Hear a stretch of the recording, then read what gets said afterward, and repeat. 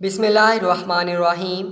हज़रत मोहम्मद सल्लल्लाहु अलैहि वसल्लम एक दफ़ा सफ़र कर रहे थे कि आप सल्लल्लाहु अलैहि वसल्लम ने अपने साथियों समेत एक जगह पड़ाव डाला। इस इलाके में एक औरत थी जिसने सारे लश्कर के लिए रोटियां तैयार कीं। जब वो फारग हुई तो इसने सहाबा इकराम रज़ी अल्लाह तआला अन्हुम से अर्ज़ किया कि मैं आका हज़रत मोहम्मद सल्लल्लाहु अलैहि वसल्लम से मिलना चाहती हूँ। सहाबा इकराम इस औरत को आप सल्लल्लाहु अलैहि वसल्लम के पास ले गए। जब ये औरत हज़रत मोहम्मद सल्लल्लाहु अलैहि वसल्लम के पास गई तो इसने अर्ज़ किया, या रसूलल्लाह सल्लल्लाहु अलैहि वसल्लम, मेरा एक बच्चा है। मैं जब भी तंदूर पर रोटियां तैयार करती हूँ तो मेरा बच्चा मेरे पास आ जाता है। मैं अपने बच्चे को तंदूर के पास नहीं आने देती कि मेरे बच्चे को आग की गर्म हवा ना लग जाए, क्योंकि मैं माँ हूँ।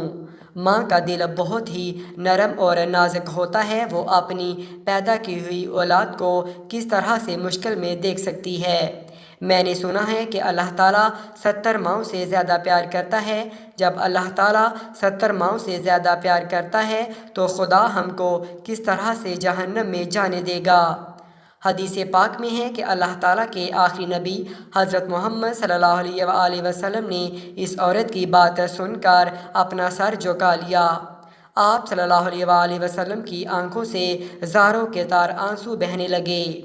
हजूर अकरम सल्लल्लाहु अलैहि वसल्लम इतना रोए कि अल्लाह ताला के हुक्म से हज़रत जिब्राईल अलैहिस्सलाम आप सल्लल्लाहु अलैहि वसल्लम के पास तशरीफ़ लाए।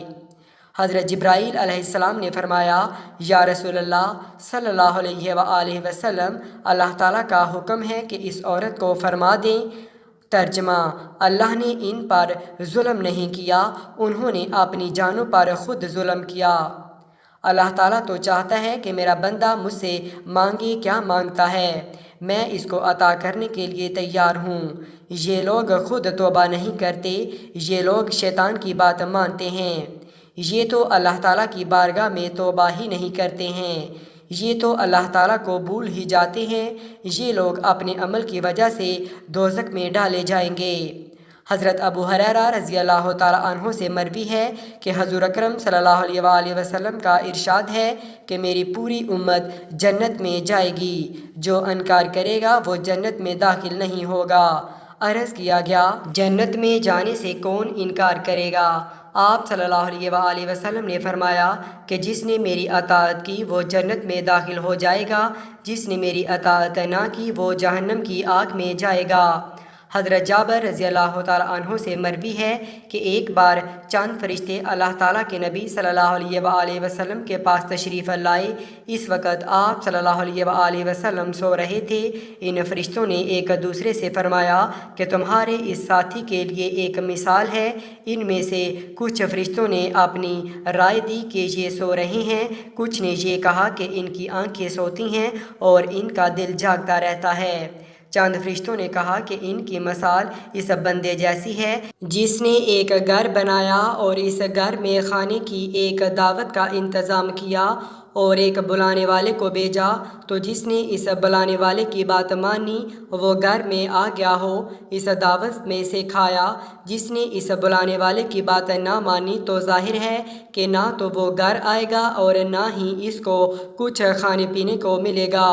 इस मिसाल का मतलब ये है कि इस पर बाज़ फरिश्तों का कहना है कि ये तो सो रही हैं और बाज़ ने कहा कि इनकी आंखें सोती हैं और दिल बेदार रहता है।